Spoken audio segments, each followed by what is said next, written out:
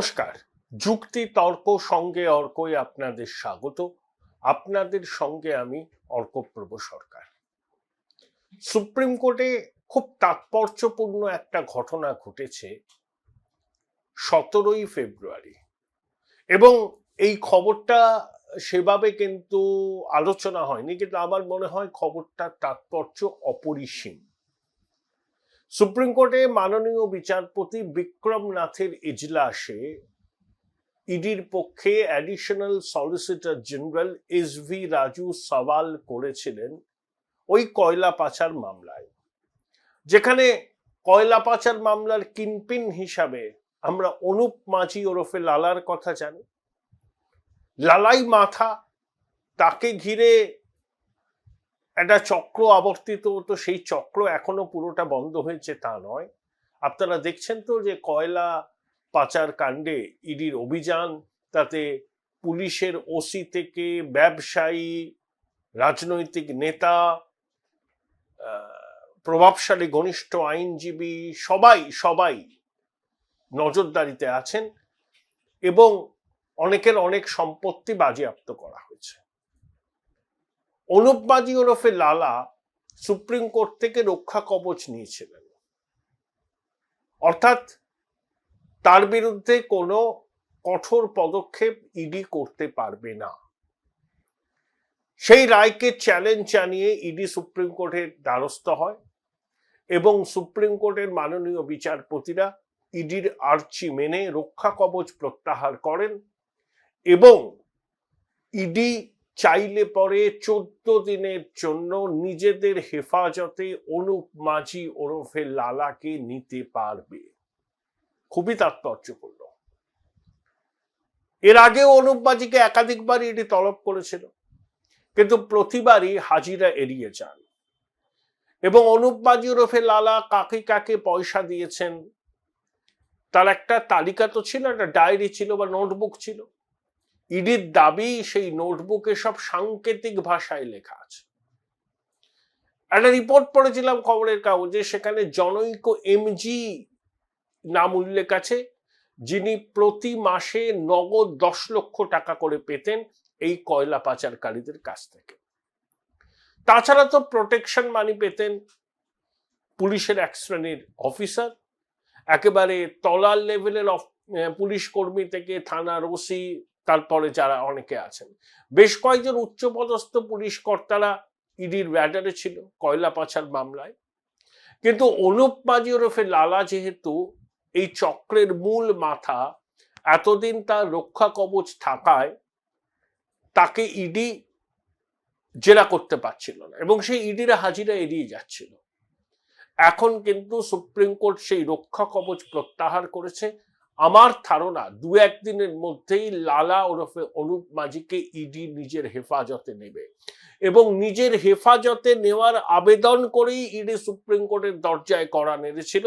তারা বলেছে যে 14 দিনের ইডি হেফাজত লালার প্রয়োজন, কারণ যে সাংকেতিক ভাষা উল্লেখ করা হয়েছে লালার ডায়েরিতে, নোটবুকে, তার পাঠোদ্ধার, তার মর্মার্থ উদ্ধার করা তাদের পক্ষে সম্ভব হচ্ছে না। লালার হিসাব রক্ষক অনেকদিন ধরেই লাপাতা। খুব তাৎপর্যপূর্ণ। আপনারা জানেন যে কয়লা পাচার মামলায় আমাদের যুবরাজের নাম জড়িয়েছে, তাকে তলব টলবও করা হয়েছিল। কিন্তু দেখুন, আপনাকে আদালত গ্রাহ্য নথি প্রমাণ পেশ করতে হবে। হাওয়ায় কিছু ভাসিয়ে দিলাম, সংবাদপত্রে কিছু খবর প্রকাশ হলো, সে কিন্তু আইনের চোখে সেসব টেকে না, সেটা ইডিও জানে।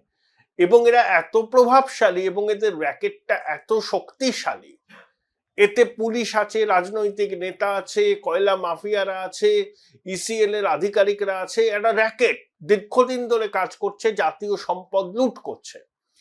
ইডির অভিযানের পর এখন ঝাড়খণ্ড থেকে লরি আসে, প্রতিটা লরিতে, ওই যে বেআইনি কয়লার লরিতে প্রোটেকশন মানি নেওয়া হয়, বিপুল অঙ্কের টাকা। আপনার ঝাড়খণ্ড, এই রানীগঞ্জ, আসানসোল, দুর্গাপুর রেঞ্জে অনেক টিএমটি বারের কারখানা আছে। সেই সব কারখানায় এই কয়লাগুলো সাপ্লাই করা হয় প্রোডাকশনের জন্য। এবং অনুপ মাঝি ওরফে লালা দীর্ঘদিন ধরে এই চক্রটাকে সামলাচ্ছিলেন। তিনিই বলতে পারেন এই চক্রের মাথা। সুপ্রিম কোর্টে তার রক্ষা কবচ খারিজ হয়ে গেছে। এখন অনুপ মাঝি এবং লালাকে নিয়ে রাজ্যবাসীর কি আগ্রহ থাকতে পারে? এরকম তো কতই লালা আছে, তার রক্ষা কবচ বাতিল হলো, তাতে কার কি এসে যায়? অবশ্যই এসে যায়। লালার এই সাম্রাজ্যের পত্তন করতে যারা সহায়তা করেছিল তারা প্রভাবশালী আমলা, পুলিশ এবং প্রভাবশালী যুবরাজ, এবং শোনা যায় যুবরাজ ঘনিষ্ঠ এক আইনজীবী। যে আইনজীবী কোনোদিন কোনো আদালতে প্র্যাকটিস করেছেন বলে শোনা যায় না, কেউ অন্তত আমাকে বলেননি যে সেই আইনজীবী কোনো আদালতে উকিলের পোশাক পরে সওয়াল করেছেন। কিন্তু তিনি যেহেতু যুবরাজের অত্যন্ত ঘনিষ্ঠ এবং কার্যত অনেকটাই যুবরাজের নানাবিধ কর্মকাণ্ডকে নিয়ন্ত্রণ করেন বকলমে, তিনি যে পালের গোদা এটা নিয়ে কারুর মনে কোনো সংশয় নেই, ইডির মনেও নেই। কিন্তু ওই বললাম, আদালত গ্রাহ্য প্রমাণ দরকার। আপনি অনেক কিছু মনে করতে পারেন, অনেক কিছু ভাবতে পারেন, কল্পনার ফানুস ওড়াতে পারেন, সাধারণ মানুষ বলতে পারে সব সেটিং, কিছু করছে না ইডি, সব প্রমাণ থাকা সত্ত্বেও আপনারা জানলেন কি করে, বা আমিও বা জানলাম কি করে যে সব প্রমাণ আছে? প্রমাণ থাকা এবং আদালত গ্রাহ্য প্রমাণ, এই দুটোর মধ্যে আসমান জমিন ফারাক। এই দুর্বৃত্তরা কাকে কাকে টাকা দিয়েছে তা সব নোট করে লেখা আছে, অবশ্যই লেখা আছে, কোনো সন্দেহ নেই। কিন্তু সাংকেতিক ভাষায় লেখা আছে, সেটা ইডি তার মর্মার্থ উদ্ধার করতে পারছে না। যে উদ্ধার করতে পারত সেই হিসাব রক্ষক সে লাপাতা অনেকদিন ধরে, লালা তদন্তে সহযোগিতা করছে না। তাই লালার রক্ষা কবচ বাতিলের আবেদন করেছিল ইডি, সুপ্রিম কোর্ট সেটা মঞ্জুর করেছে। আমার ধারণা 2-1 দিনের মধ্যেই লালাকে ইডি তাদের হেফাজতে নেবে। নির্বাচনের ঢাকে কাঠি পড়ে গেছে, এই সময় যদি ইডির হেফাজতে লালা চলে যায় এবং লালার ডায়েরির সাংকেতিক শব্দবন্ধের পাঠোদ্ধার করতে ইডি যদি সমর্থ হয় লালার সক্রিয় সহযোগিতায়, আমরা আশা করি লালা সহযোগিতা করবেন। সহযোগিতা না করলে বাকিটা ইডি বুঝে নেবে। কিন্তু একবার ইডির হেফাজতে লালা চলে গেলে সেটা কিন্তু প্রভাবশালী যুবরাজ, তার ঘনিষ্ঠ আইনজীবী, অনেক পুলিশ কর্তা, অনেক রাজনৈতিক ব্যক্তিত্বের পক্ষে অত্যন্ত দুশ্চিন্তার কারণ। এতদিন তথ্য প্রমাণের অভাবে আইনের ফাঁক করে তারা বেরিয়ে গেছিলেন, তর্জনী উঁচিয়ে চ্যালেঞ্জ করছিলেন, কিন্তু আদালতে তথ্য এবং প্রমাণ আদালত গ্রাহ্য পেশ করতে পারলে সেটা কিন্তু তাদের পক্ষে করা সম্ভব হবে না। এবং সময়টা লক্ষ্য করুন, ক্রোনোলজি সমাজিয়ে এসআইআর এর চূড়ান্ত ভোটার তালিকা প্রকাশ আর কিছুদিনের মধ্যেই এক্সপেক্টেড, আমি জানি না আবার পিছবে কিনা। কিছুদিন বাদেই নির্বাচনের নির্ঘণ্ট ঘোষণা হবে। রাজ্য এখন ইলেকশন মোডে চলে গেছে, সমস্ত রাজনৈতিক দল সরকারি কাজকর্ম কার্যত শিখে রাজ্য প্রশাসনের উপর প্রবল চাপ দিয়েছে নির্বাচন কমিশন। এই আবহে লালার রক্ষা কবচ বাতিল, তার যদি ইডি হেফাজত হয়, সেটা রাজ্য রাজনীতির ক্ষেত্রে খুব তাৎপর্যপূর্ণ ঘটনা, খুব তাৎপর্যপূর্ণ ঘটনা। এবং আমার ধারণা নির্বাচনের আগে এটা একটা বড় অস্ত্র হতে চলেছে বিরোধীদের। এবং বাংলার বিধানসভা নির্বাচনের প্রচারের অভিমুক্ত দুর্নীতি একটা বড় ইস্যু। কয়লা পাচার, গরু পাচার, চাকরি দুর্নীতি, প্রাথমিকে দুর্নীতি, পুরনিয়োগ দুর্নীতি, এরকম দুর্নীতির হরেকরম্বা আছে। সেই দুর্নীতির রহস্য কিছুটা হলেও উন্মোচন হবে। আমি বলছি না যে লালা ইডির হেফাজতে যাবেন, সর্বতভাবে সহযোগিতা করবেন, আমি আদৌ এক্সপেক্ট করছি না, কিন্তু অনেকটা তাকে বাগে আনা সম্ভব হবে ইডির আধিকারিকদের। নিজের হেফাজতে রেখে যদি জেরা করা হয় এবং সামনে যদি নথি দেখানো হয়, ওই যে ডায়েরির কথা বলা হচ্ছে, সেই ডায়েরি যদি লালার সামনে রাখা হয় এবং বলা হয় যে এগুলো কি, এই এন্ট্রিগুলো কি, আমরা বুঝতে পারছি না, আপনিই জানেন, আপনিই তো দিয়েছেন, আপনার কাছে থেকেই তো উদ্ধার হয়েছে এই ডায়েরি, আপনাকে এটা বলতে হবে।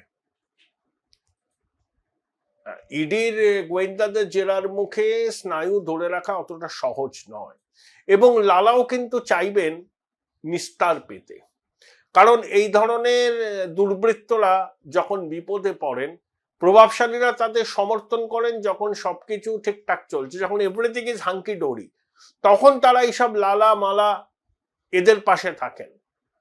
যখন এরা বিপদে পড়েন, প্রভাবশালীরা বলেন আমি চিনি না, জানি না কে লালা। তো লালারও নিজেকে রক্ষা করার জন্য আমার ধারণা তদন্তকারীদের সঙ্গে সহযোগিতা করতে বাধ্য হবে। খুব তাৎপর্যপূর্ণ ঘটনা, নির্বাচনের ঠিক, নির্বাচন যখন দরজায় কড়া নাড়ছে, যে কোনো সময় হয়তো ঘোষণা হয়ে যাবে আপনার হোলির পরে।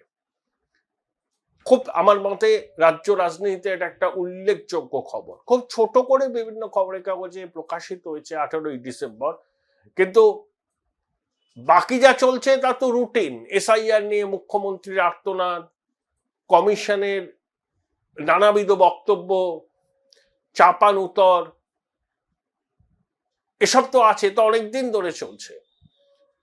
কিন্তু সব থেকে গুরুত্বপূর্ণ খবর হচ্ছে লালার রক্ষা কবচ বাতিল করেছে সুপ্রিম কোর্ট, এবং ইডি কেন বাতিল করতে চেয়েছিল রক্ষা কবচ, তাতে সফল হয়েছে। তারা 2 সপ্তাহের হেফাজত চায় লালার, যাতে লালার ডায়েরির সাংকেতিক শব্দ বন্ধের পাঠোদ্ধার করতে তারা সক্ষম হয়। দেখুন, আইপ্যাক মামলার শুনানি পিছিয়ে গেছে ঠিক 1 মাস, কিন্তু সুপ্রিম কোর্ট এটা বলে দিয়েছে 18ই মার্চ এবং 19শে মার্চ 2 দিন টানা শুনানি হয়ে এর ফয়সলা হয়ে যাবে।